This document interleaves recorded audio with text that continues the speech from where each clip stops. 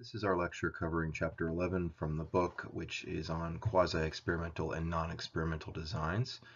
As all the chapters in the book do, this one starts with discussion of a particular field of or area of study that's related to this concept. They talk about this ongoing discussion in our culture right now about how internet and digital culture can lead to some degrees of obsession and whether or not there's any significant psychological effects associated with that. The example study that they utilize is by Ophir, Nass, and Wagner from 2009, and they were studying how these effects developed and whether or not there was any dangers associated with internet usage. So they developed a something called a media multitasking index, or an MMI, and this is essentially a quantitative measure that shows how much time is spent engaging in multiple forms of media simultaneously. So what they're really talking about is people that are utilizing multiple forms of media at the same time, which of course is how some people utilize technology. I have a 10-year-old son who is certainly guilty of, playing a game on his Switch while he has his Kindle plugged into his headphones while he listens to music, or he's got some YouTube video going in the background. And I have this same initial impulse, which may or may not be based on evidence. It might just be an impulse that says, well, that can't be good for you, right? Maybe that's potentially dangerous. So part of what I was interested in when I saw this study is, are there any major impacts? Does it affect attention or concentration? Does it lead people to have more difficulty with these issues? The MMI is a measure that was developed by these researchers, and what it's essentially getting at is what we're going to refer to subsequently as a subject variable, some characteristic about the individuals in the study and how they utilize media that they bring with them, that they're not randomly assigned to. And that's really where we're going to get into the crux of the idea of why we utilize a quasi-experimental design. For interest's sake, the outcome of the study found that higher scores indicate heavier or more frequent media multitasking, and the idea then is to go on and see if there's any negative impacts associated with that. So let's talk about what we mean in general when we refer to a quasi-experimental design. So quasi, obviously is from the Latin meaning as if or to a degree. So what they're saying is that a quasi-experiment is like an experiment, but it has some very specific differences that make it unique from true experiments. It's identical in terms of both the logic and the design, this idea that you have participants that are assigned to groups that are then compared to one another in terms of outcomes, but the difference is that we can't randomly assign participants to groups for very important reasons.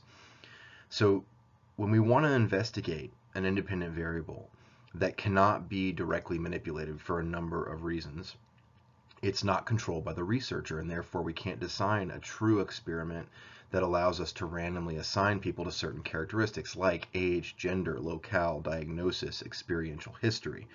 The example that your book frequently comes back to is the idea of, what if I want to study PTSD, right? I can't randomly assign people to go through a traumatic experience. That's certainly unethical, if not only infeasible, right? So when people are interested in studying characteristics that we can't randomly assign people to, I can't randomly assign you to your age or your gender or where you live, then I can utilize a quasi-experimental design to still examine that variable, but we have to treat it a little bit differently than we do in a true experiment.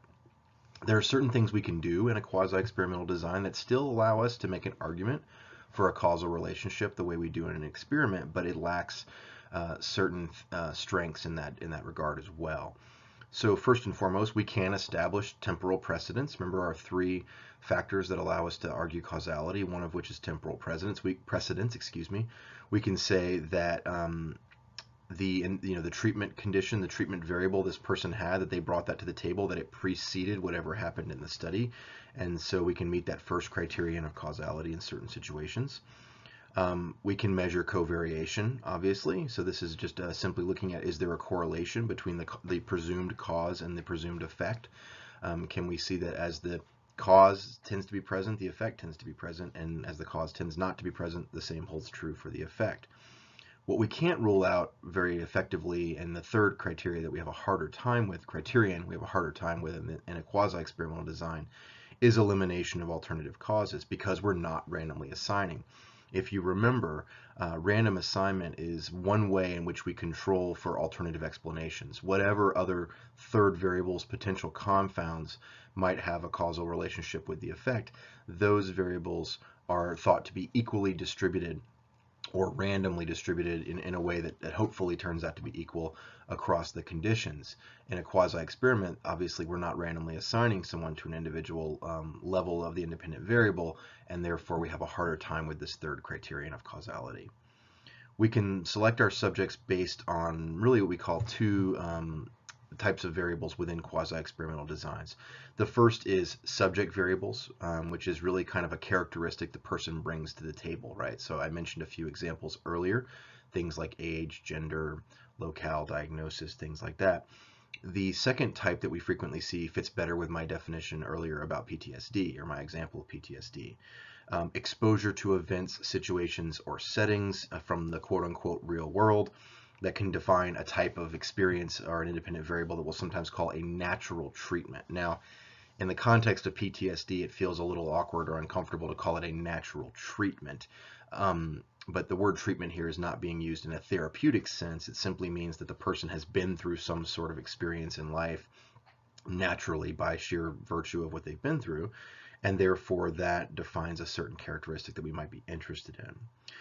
I think it's important to remember that we have this bias, perhaps we could think of it as a bias, right, to refer to a true experiment as the gold standard, right? It's the best way to make arguments about causality. It's the way in which we want to design our studies if possible, and it's often held up as this gold standard.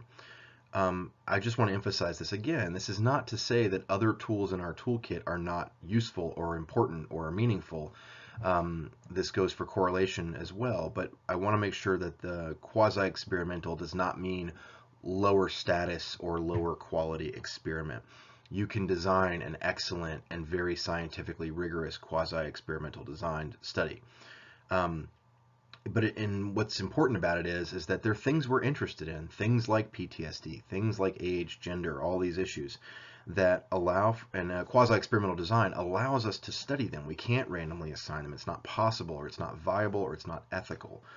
But we do have interest in them, and they have value from a psychological perspective. So quasi-experimental designs allow us to study these vital topics, problems in psychology, like I said, things like PTSD, that ethically we couldn't necessarily randomly assign people to. So these things happen by nature, they happen by location, they happen randomly, and we have interest in them, so we utilize these types of designs to study it. As I said, this is the statement about not being less quality. There are two major types of quasi-experimental designs we're going to talk about. Non-equivalent control group designs, which is a mouthful, I know, but if you break that down piecemeal, it should make sense as we talk about it in a moment.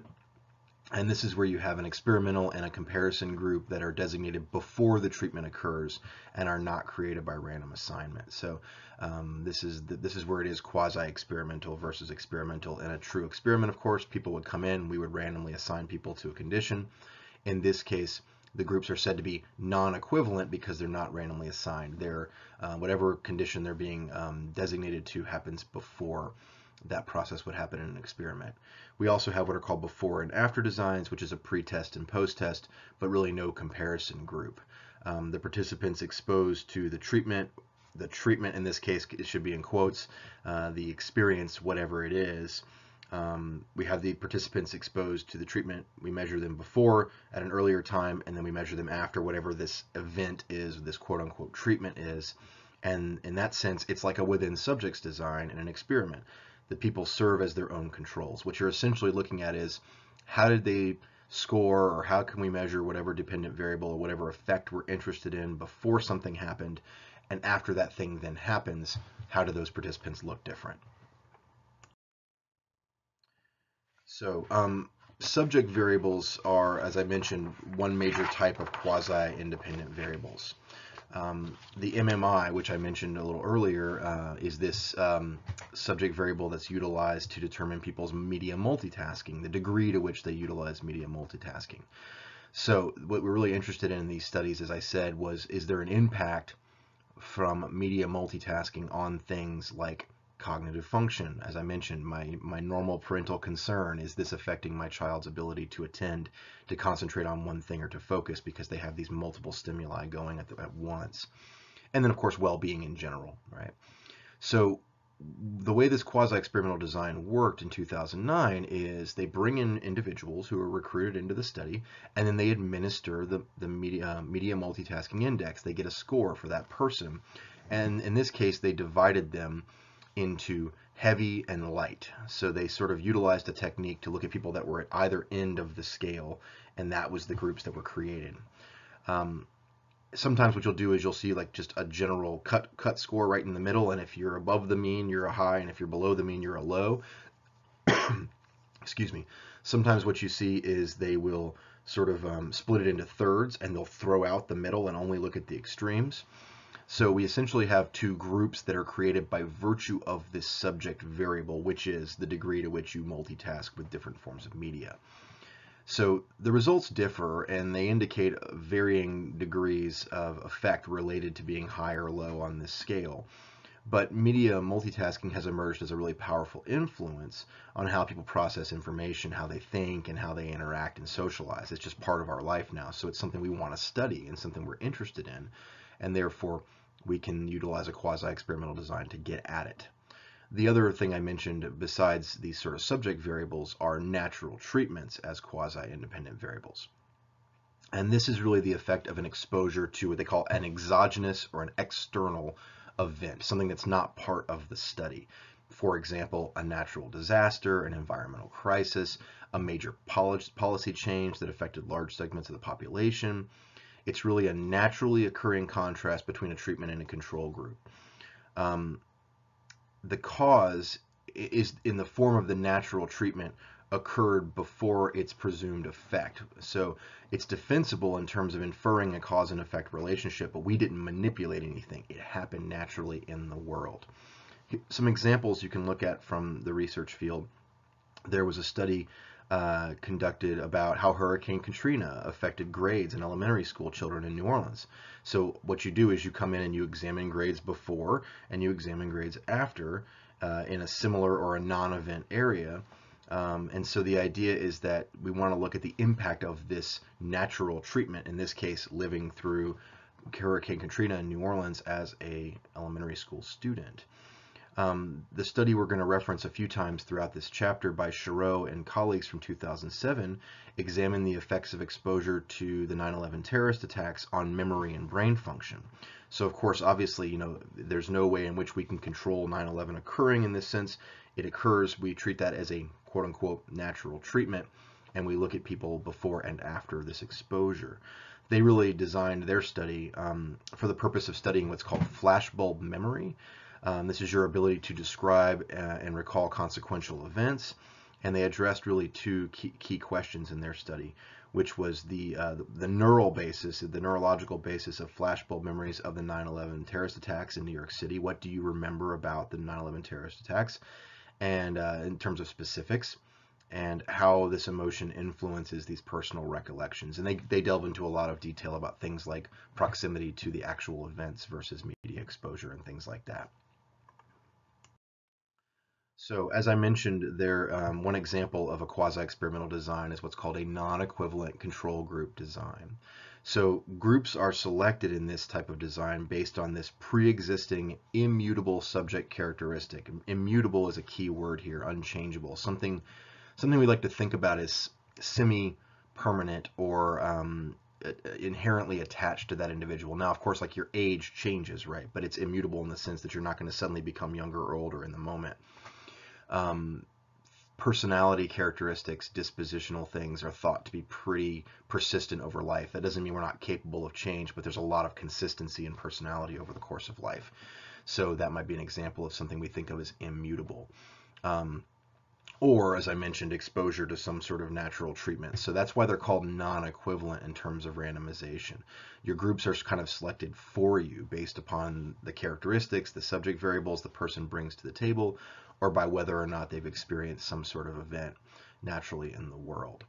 What we know then is that the experimental group, right, the people that have that certain subject variable characteristic or have been through a certain event, are likely to differ at the outset from those in the control group for a variety of reasons, but most importantly because they have not been randomly assigned. We don't even necessarily know if these groups are equivalent. There's a study by Ruth Wagman from 1995 that used a quasi-experimental design to investigate how the organization of work tasks and rewards affected work team functioning. This is within this sub-world of psychology often called industrial organizational psychology. There's a program for graduate school at Virginia Tech that is what's called an IO, or industrial organizational psychology. And this is the subfield of psychology that really studies a lot of things like systems within businesses and corporations and organizations. And in this case, Ruth Wagman was looking at Xerox technicians. So these were service technicians who worked for the Xerox company. There were 152 different teams that were participating. And what they did was they went to district managers in this company and they gave them an opportunity to choose which management style they wanted to employ during the time that they were going to be studied. So again, not controlled, not randomly assigned. They were simply told you can choose one of these three levels: interdependence, individual autonomy, or some combination of the two. And these are kind of different ways of managing, different ways of managing groups of people who are trying to complete a task together. So these district managers were told, we're going to conduct this study. You have an opportunity to choose which of these types of approaches you want to use for the period that we're going to be looking at these outcomes. And there was pre-tests and post-tests of the teams comparing their performance measure. That's your dependent variable. How good a job did they do in terms of their efficiency, their productivity, and the quality of the work they were producing. So the fact that it's not controlled, that people are not randomly assigned, creates what's called an internal validity concern, or a possible confound.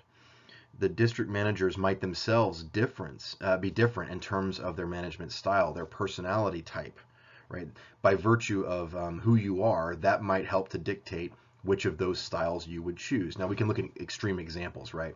If you're sort of in this way out on the spectrum of like toxic narcissism, right, then you might be much more inclined to this sort of interdependence model. You know, you might be saying that I'm going to make sure that if you're familiar with, there's a technique utilized often in boot camp and things like that, where whoever the person who's doing the worst in training is, everyone gets punished accordingly, right?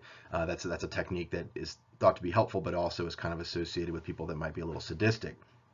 The idea being that the person who's dragging behind is going to get punished by their peers behind the scenes, right?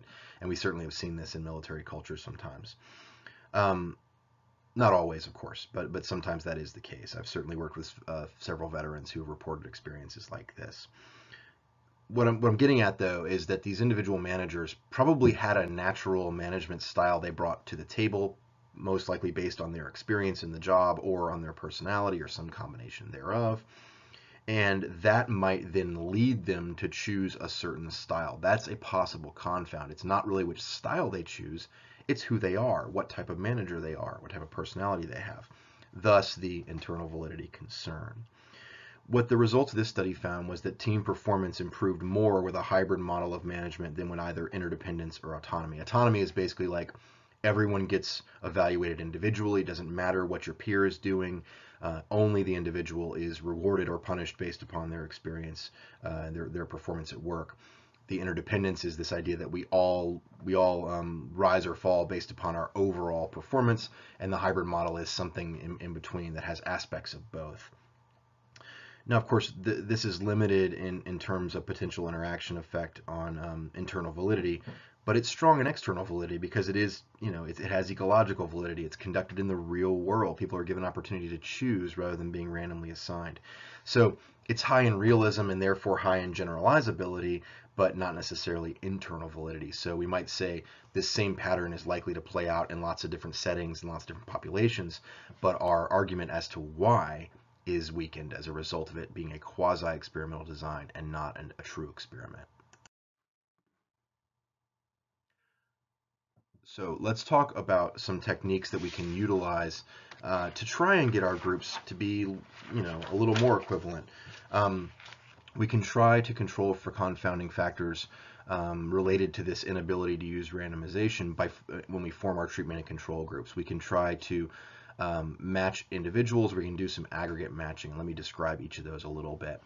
So each participant in treatment is matched to an equivalent in control. So whatever the subject variable is, whatever the thing we're interested in is, we find another person who scores similarly, and that person is utilized in the control group. For example, from the Head Start program, there's some research from 1995. They wanted to estimate the effect of participation versus non-participation, and what they did was they said, well, there's going to be family differences, genetics, individual differences that might have a role here. They went in and they matched siblings. So they found siblings that were older before Head Start was instituted in the same families, and then they had younger children who were young enough that they were able to participate in Head Start, and therefore they had these two siblings, which are thought, obviously siblings, they share 50% of their genetics. In these cases, they had to be raised in the same household by the same parent or parents. And the idea is that they're going to share some characteristics. You're going to be trying to match and control for certain things. And just by virtue of when they were born, whether or not they were able to be in Head Start allows for them to serve as the control. Aggregate matching is where the groups are really you're trying to find a group that across averages has a similar distribution on key variables. So you make sure that your control group has the same average age, is the same percentage male versus female, and so on. So you can match groups by a pretest. For example, if you're looking at something about learning or verbal comprehension, you can give a pretest reading competence course or test to all the people that are going to be involved in the study, and figure out, okay, well, I know that my experimental group that I'm looking at specifically has these particular degrees of reading competence. I'm going to go find a control group that has a similar degree of reading competence, but simply doesn't have the same subject variable, hasn't been through the same natural treatment. Again, remember, we've talked about this once before. There's a potential confound, which is the regression to the mean. When you interpret the results of studies that match groups on pretest measures, it can represent a threat to internal validity, because we know that, let's say I match a group because they both have very low scores in reading competence or very high scores. Those groups, no matter what we do, no matter what variable we're looking at, are both going to tend to regress towards the mean, and this might really interfere with our ability to establish a causal relationship.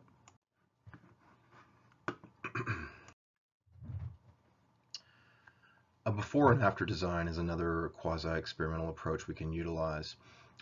This is where there really isn't a comparison or a control group, because all cases are exposed to the experimental treatment. As I said, you might think about a before and after design quasi-experiment as very similar to a within subjects design, insofar as the participants are exposed to, you have multiple dependent measurements, you have a pre-test and post-test effect. And so they're exposed to quote-unquote all levels, but in this case there are no manipulated levels of the independent variable. We simply have people that we measure before something occurs and then after something occurs. And the simplest design is what's called a fixed sample panel design. This is where there's just one pre-test, one post-test, and it's quasi-experimental when they involve multiple pre-test and post-test and more comparison groups. That's kind of the typical way in which we do this. Otherwise, we're really just kind of referring to maybe a simple correlation after the fact. So a time series design is comparing the trend in a dependent variable.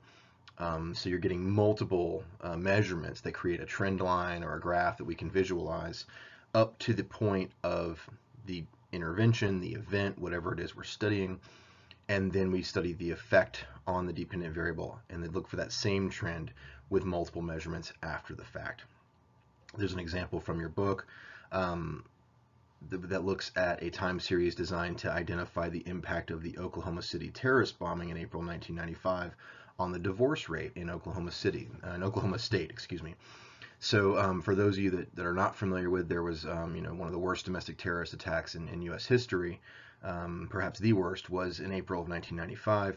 Timothy McVeigh basically parked a van full of homemade explosives in front of a federal building in Oklahoma City, and it blew up, killing more than 100 people, including several children that were in a daycare in the building.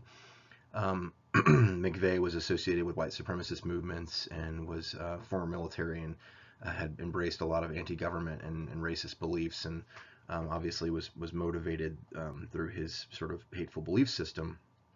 And what they looked at was, interestingly enough, people that were there, that were present in Oklahoma City, because it really traumatized Oklahoma City. It's not a large city, by most means, most standards, and it was at the time a really huge historic event. Obviously, the biggest terrorist attack in the U.S. prior to 9/11. And they looked at the divorce rate in Oklahoma, and they wanted to study how did this affect families being present for this event. And we'll talk a little bit about some of those results. They might be surprising to you in a moment. So this is sometimes referred to as an interrupted time series design. This is where you examine observations before and after a naturally occurring treatment. I hate the word treatment here, but this is what is utilized in the literature. But we call it a treatment in the sense that being present for a terrorist attack has an effect on people.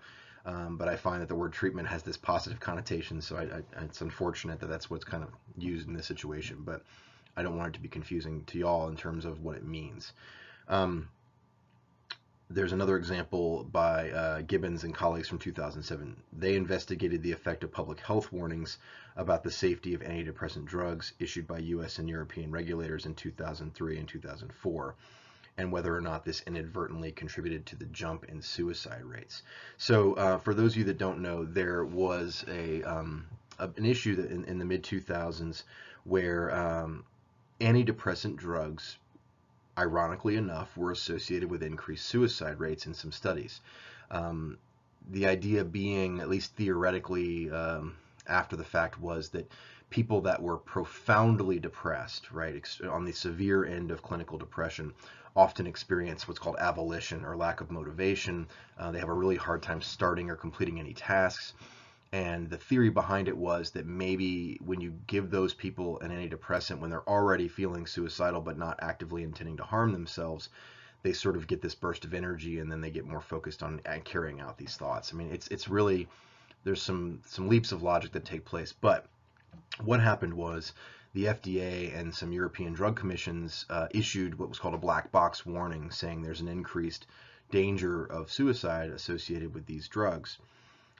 Which, if you don't get into the nuance of what that means, and if you don't address internal validity concerns about making that causal relationship, then what happens is medical providers became a little more reluctant to prescribe antidepressants. And what they found was that led to an actual increase in the rates of suicide. So that this artifact that was discovered where, there's this small group of people that have an increased risk of suicide, by virtue of the prescription rate dropping and people being less willing to prescribe antidepressants for depressed patients, what we saw was actually an increase in the suicide rate. So it had the exact opposite intended effect. Again, this is something that ethically we could never say, oh, we're going to create a fake black box warning. We're going to have the FDA be complicit in a confederate in a research study and issue statements saying antidepressants lead to increased rates of suicide, right? That's not ethical. It's not feasible. It's not viable.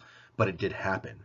And therefore, we should study it. We should look at what the impact was. So this is a really good example of a quasi-experimental design being appropriate. We can't randomly assign, we can't manipulate that independent variable, but we are interested in what its effect was. It has implications for public health, and therefore we want to go ahead and study it utilizing a design like this. So what you do then is you simply look at the suicide rates before the event, before this black box warning was issued by the FDA and by the European regulators, and then you look at the suicide rates after. And all of these studies are outlined in further detail in your book. There also is another type of before and after design, which is called a before and after design with multiple groups. And this is where you employ several before and after comparisons, including the same quasi-independent or independent variable and the dependent variable, the outcome, but with different groups. And there's a lot of different ways in which you can do this. We're kind of staying on this rather pleasant theme of suicide, but there was an example. Phillips did a study in 1982. There used to be this very prominent thing in soap operas to have a major character commit suicide. It became sort of within the industry, there was this realization that having someone be mentally unstable and either be potentially going to commit suicide or actually committing suicide within the narrative of the show led to huge ratings, right? It was high drama. It created a lot of tension. People were very concerned about their favorite characters and wanted to see what happened. What they decided to study was how And these things would happen periodically. You know, one show would have a high profile character commit suicide, and then maybe 3 months later another show would do it, or a year later another show would do it. And what they did was they studied these 13 incidents of suicides appearing in popular soap operas and measured the suicide rates in the population before and after the TV suicide, right? In 12 of these 13 comparisons, death due to suicide increased from the week before each soap opera suicide to the week after. This is also sometimes referred to as the copycat phenomenon, right? When Kurt Cobain committed suicide, there was an increase in teen suicide that followed immediately after. Now, you can argue as to whether or not it was significant enough for us to make a causal argument, but it certainly did happen. So this is a good example of a before and after with multiple groups. What they did is they would look at suicide rates for a group of people immediately before that one episode of a soap opera depicting a suicide, and then immediately after, and they do it again, they do it again, they do it again. Obviously, as these things occur in the shows, these are different groups that we're looking at each time for those suicide rates. Another example of a before and after design with multiple groups is what's called a repeated measures panel design. And this is where there's several pre-test and post-test observations. This is sometimes considered stronger because it allows the researchers to study the process by which an intervention or a treatment has an impact over time on that group. So let's look at a few graphs related to some of the things we've discussed. This is the divorce rates after the Oklahoma City bombing in the state of Oklahoma. So we have 1985 up to 1994. 1995 is when the bombing actually occurred. What you see here, the lighter colored line, are the actual divorce rate in the state of Oklahoma, hovering, somewhere over here between 6.5 and 7 mostly. This is each year, the number of people that are married that then get divorced in the state of Oklahoma. What you see here then is the observed rate as opposed to the darker line, which is the predicted rate. And this may not look like a big difference, but it was statistically significant. What you find is that for the years following the Oklahoma City bombing, the actual observed rate of divorce in Oklahoma went down compared to what you would predict it to be. Now, there's certain theories about why this is. One of the theories was that people who go through tragedy are more inclined to try and connect with family, make increased effort to make family work. This idea of wanting to feel connectedness during a horrible tragedy was the theory behind why they think this happened. This is also a really good example of, if you look at this, these differences are really relatively small in terms of practical significance, right? We're talking like 0.5%, maybe 0.25% in some of these cases, but statistically significant. Something's going on. It might not be a strong effect size, or maybe a small effect size, but there is something going on. This is an example of the warnings that were issued for SSRIs, which are a type of antidepressants. Okay, so selective serotonergic reuptake inhibitors are a type of antidepressant, the first of which was Prozac. There are several now that it's become sort of the dominant type of medication. There's been some evolution into what are called selective serotonin and norepinephrine reuptake inhibitors that are more prevalent now, but this is sort of the modern version of antidepressant medications, starting with Prozac. And this is a graph that looks at the suicide rate in children and adolescents up to age 19 in the Netherlands, and in relation to that black box warning that was issued. If you remember, we talked about how there was a black box warning issued by European regulators and the FDA saying that perhaps you shouldn't be prescribing antidepressants for young people because it can lead to an increase in suicide rate. And this is that graph of the rate per 100,000. What we see here is an uptick in suicide after that was issued around 2004, 2005. This is the example from soap opera suicide rates. These are multiple groups, right? Group A, Group B, Group C, Group D, so on and so forth. These were the, I believe, what was it? They said there were 12 or 13. I think this is only 9 or 10 of the soap opera suicides. And what they found was that when there was a soap opera suicide depicted, you can see what the suicide rate was before and what it was after. Now, this is very consistent. We have one example here where it does not hold, but in virtually every other situation, there is at least some difference where it seems to increase after the soap opera suicide. Again, this is something we could never ethically, or feasibly carry out. We could not, instruct the writers on a soap opera to write a suicide into their show. It's just something that naturally occurred in society and was worth studying. So let's get back to our discussion about Ophir and colleagues' research about media multitasking. So this is really described as a quasi-independent variable because it can't be directly manipulated, right? Now, that it could be in certain situations. We could draw on a group of people who are willing to participate in the study, and we could randomly assign them to either use multiple media sources at once or not. But that's a difficult ask for people. It's difficult to test or to track whether or not people are compliant. And more importantly, the researchers were not interested in what happened with someone who was randomly assigned to that. They were interested in the characteristic that led one to be a media multitasker and whether or not it's tied to distractibility. So the title of the study was Cognitive Control in Media Multitaskers. It was published in the Proceedings of the National Academy of Science of the United States of America, and they compared the heavy and light media multitaskers on a variety of tests of cognitive control. So remember, what's defined as heavy is that you tend to have multiple sources of media going at once. Light would, of course, be tending to focus only on one thing at a time. What they showed was that heavy media multitaskers performed worse on measures of attention and concentration and compared to the light media multitaskers, which is sort of in line with the impulse that I have as a parent, but also with the theory behind it. Now, of course, remember in science, what happens is somebody has a finding, we have to then replicate it and explore it further and figure out if perhaps it was just due to chance, if it was a type 1 error that was committed in this situation. So Low, Kanai, and Watanabe in 2014 extended these findings by examining the brain structure of media multitaskers, right? So what's going on a neurological level that might explain this finding? And what they showed is that people with higher MMI scores, people that did more media multitasking, tended to have lower gray matter volume in the anterior cingulate cortex, which is a part of the brain that's linked to cognitive control, inhibition, that kind of thing.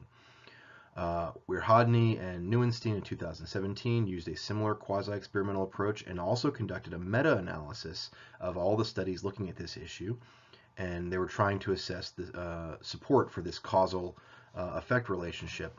They utilized fMRI, where they could do functional magnetic resonance imaging of the brain while people were multitasking.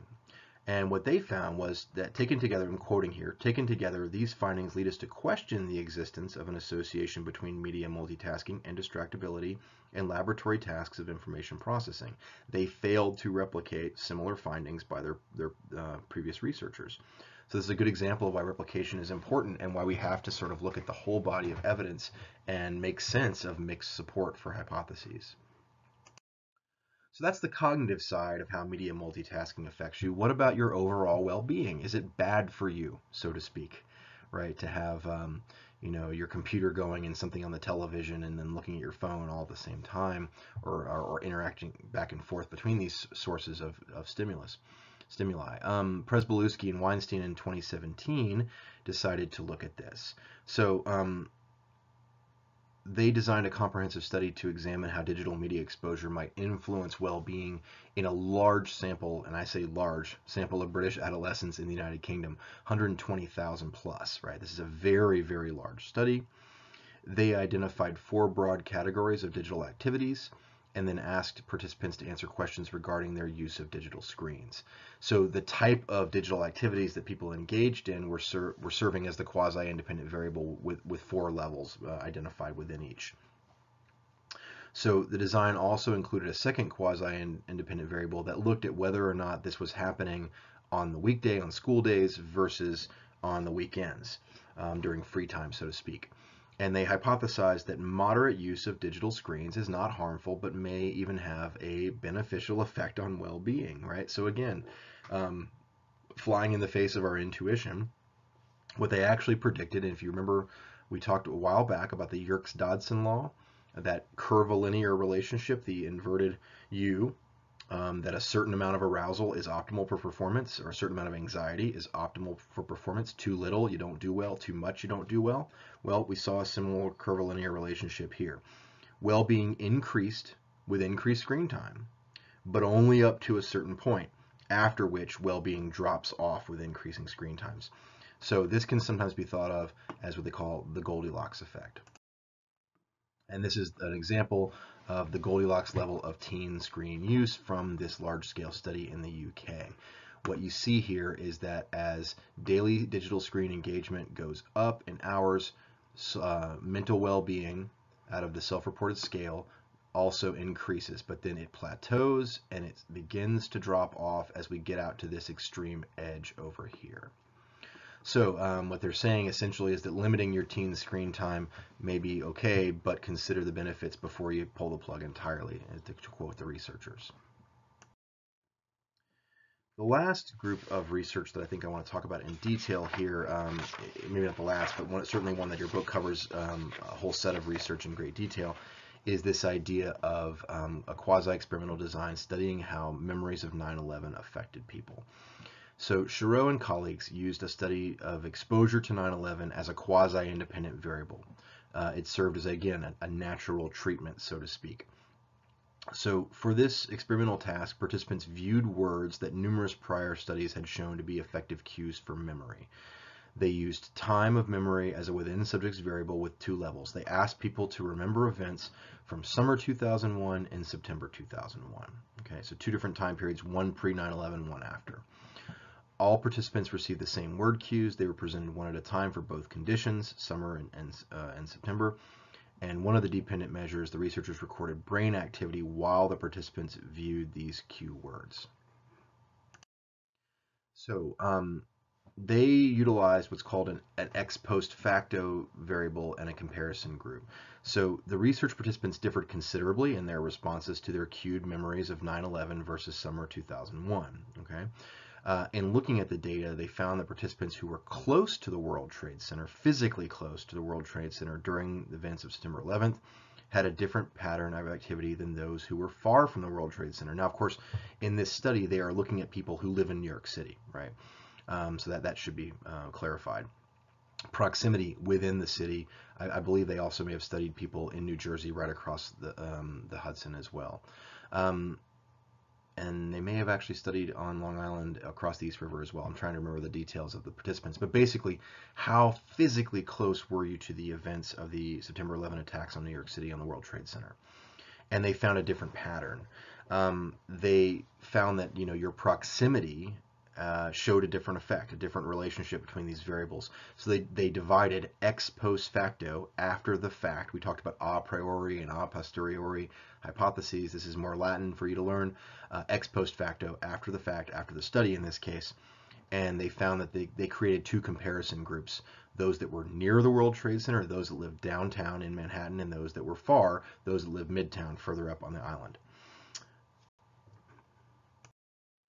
And they basically utilized correlational techniques to look at these relationships. They found negative correlations between distance and memory rating, meaning that the further away you are, the less quality or intensity of memories you were able to remember for that time period.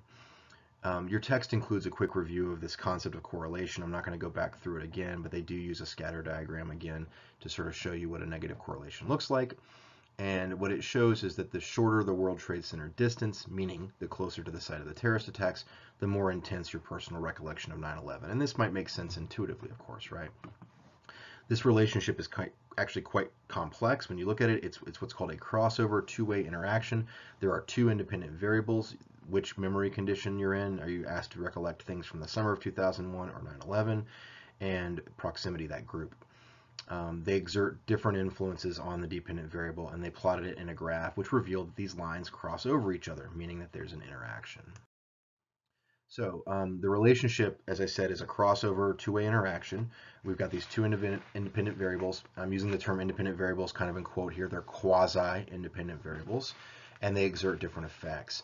The closest you to the World Trade Center showed the greatest activation of the amygdala in the brain, which is this small almond-shaped structure found deep in your brain that we know is involved in connecting memories to emotion. And it seemed to play an important role in providing the emotional tone and intensity of the memories. The fMRI data showed that the intense activation of the amygdala during retrieval of these 9/11 memories relative to the summer memories in research participants was consistent. And I'll show you the graphic representation of this effect in a moment. So the Shiro World Trade Center study, it's a quasi-experimental design. It yields results with confident interpretation.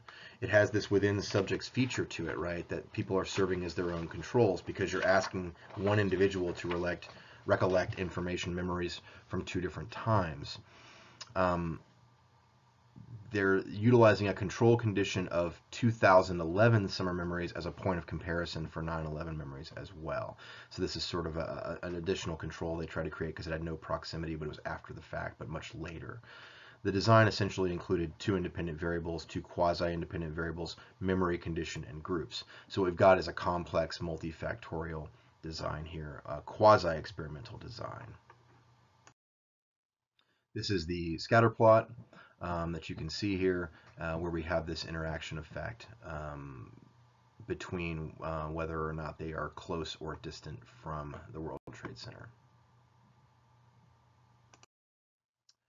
And this is the interaction that we actually see between the downtown and midtown group.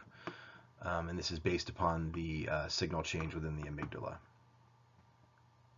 Remember, an interaction is frequently visualized as two non-parallel lines crossing over. This is a pretty symmetrical interaction. So there's also some quasi-experimental research on things like culture, which can be really fascinating because obviously, again, here's an example of a subject variable that people bring to the table. I cannot randomly assign someone at birth to be raised in a certain culture or not. So culture is very traditionally used or studied using non-experimental research designs, quasi-experimental designs, but there are some questions that we can approach in a more experimental way, or at least a quasi-experimental way, if not just in qualitative research. So we can ask questions like, what are the processes and the mechanisms underlying robust cultural differences in things like value orientation, right? This implies an experimental approach. It's based upon what's called the constructivist theory of culture.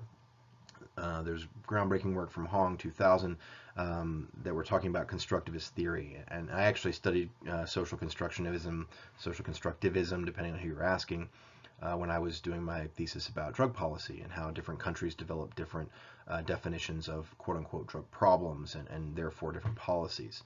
But in this case, we're looking at culture as being constructed within the individual. It's a rich blend of all these experiences of images, metaphors, practices, and discourses about human life. These are the things that prevail within a given society.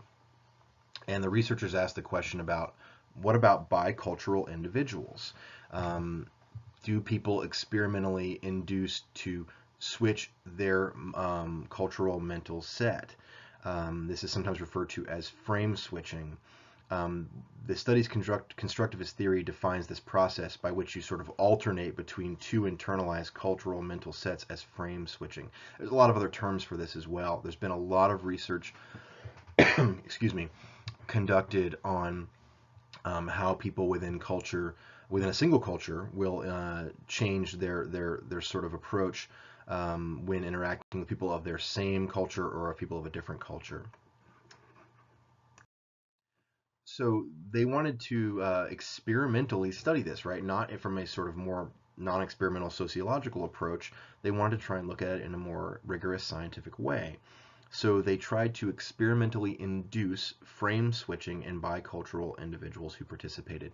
They used a well-known experimental technique from cognitive psychology called priming, and this is when you expose someone to a stimulus in advance to sort of prime them or to get them set to facilitate this response to a subsequent event. They theorized that accessibility of cultural knowledge would determine the extent to which such knowledge guides thinking, perceiving, and interpreting. And they saw priming as a way to manipulate which sort of levels of accessibility of knowledge were present. What they found, which is what they predicted, was that bicultural participants primed by Chinese icons were more likely to provide contextual explanations than were bicultural participants primed by American icons. Essentially, they were saying that the Chinese side of this culture definition is more involved in providing context, whereas sort of more American culture is more black and white in various ways.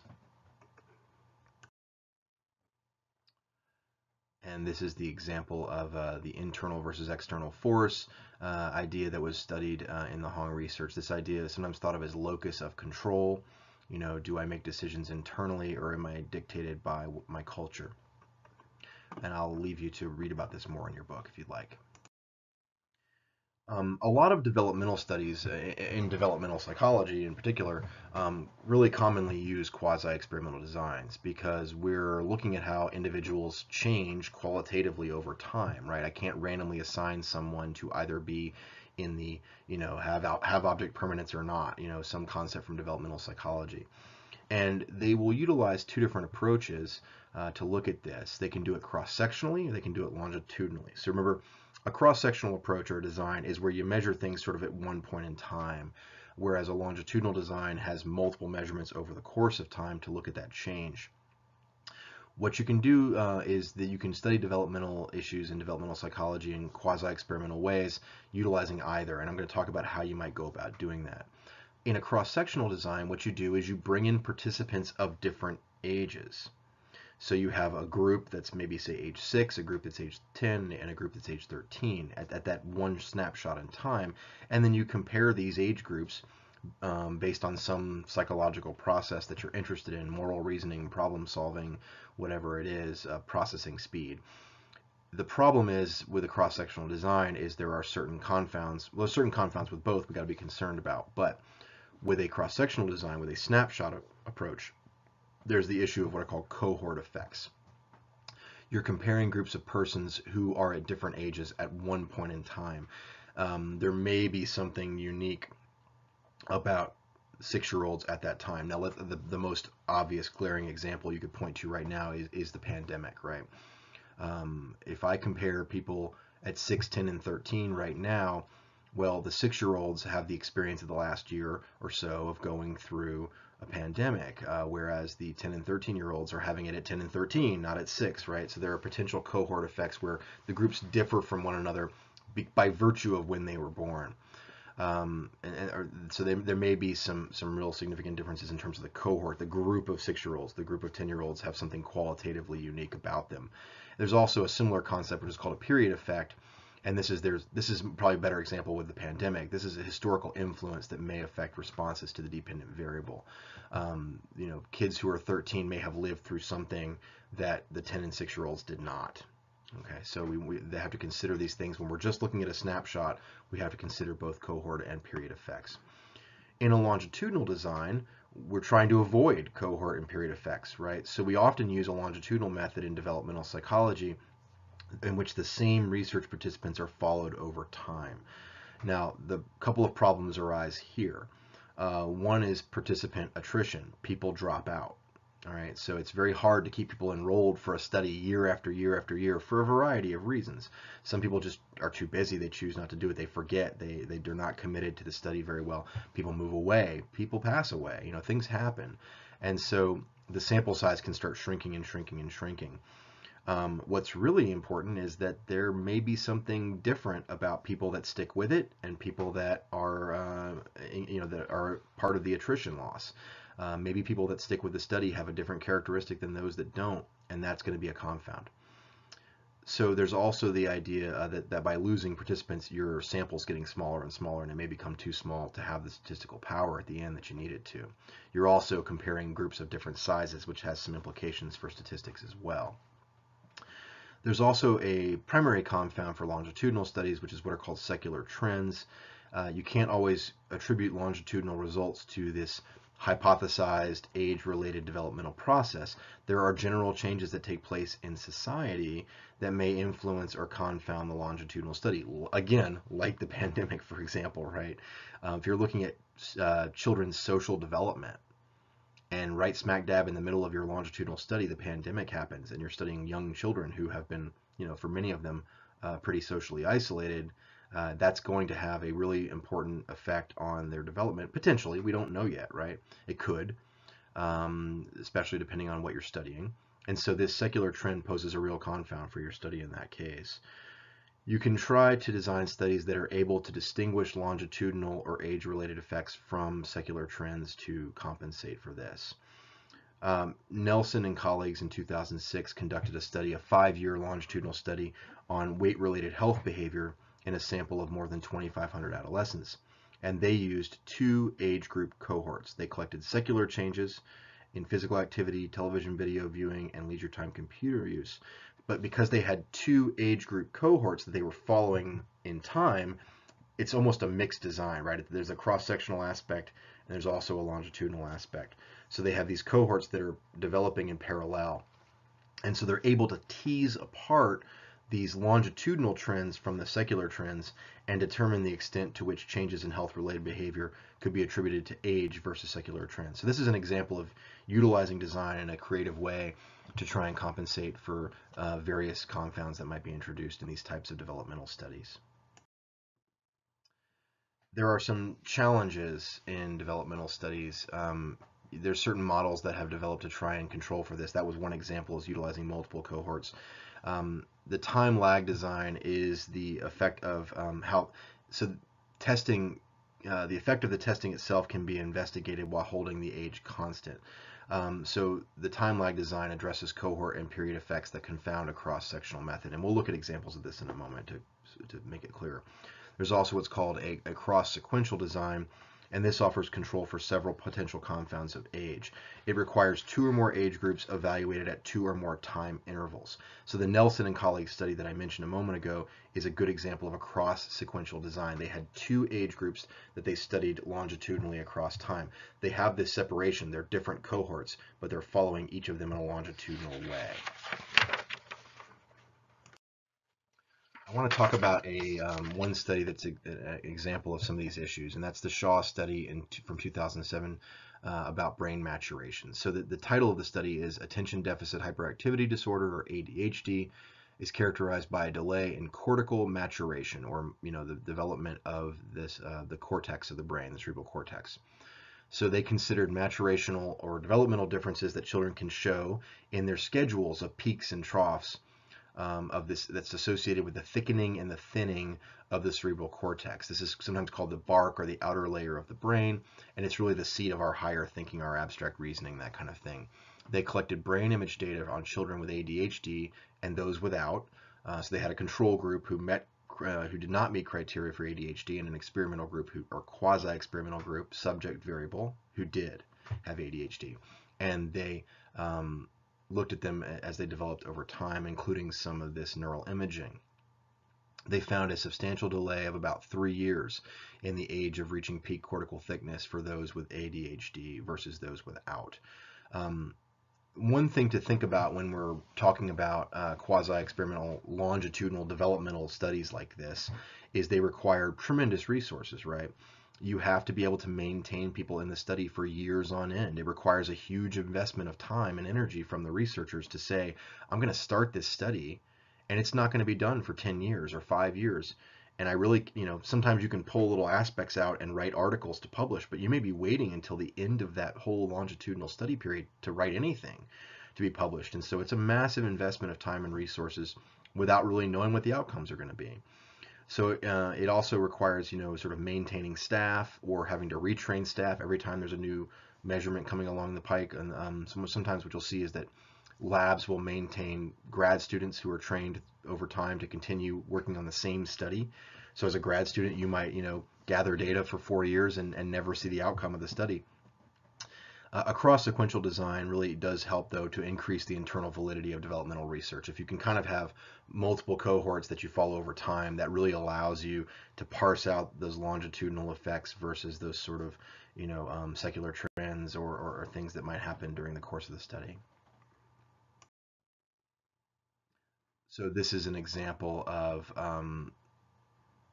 a longitudinal, of a quasi-experimental developmental study where you have the cross-sectional time. So in 2006, I might study 40, 42, 44, and 46-year-olds, people who were born in 66, 64, 62, and 60 respectively. Cross-sequential means that I have 2 different groups, right? I do the study in 2008 and 2010, and I have the same sort of cross-sectional cuts, but now I have this period of time between them.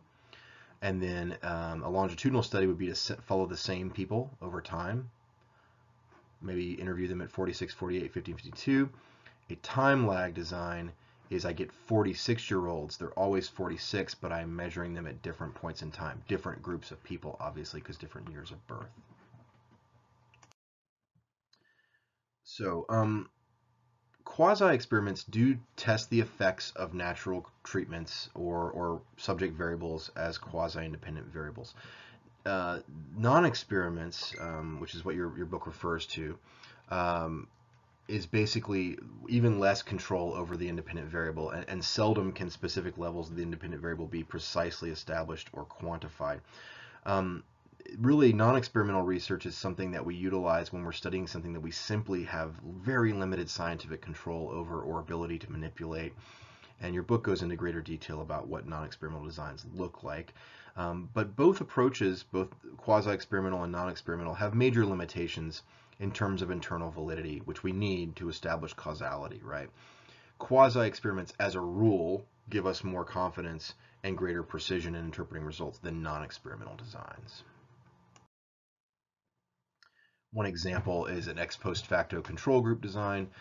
This is where you have experimental and comparison groups that are not created by random assignment. So unlike this non-equivalent control groups design we discussed, individuals can decide whether or not they want to enter the treatment or the control group.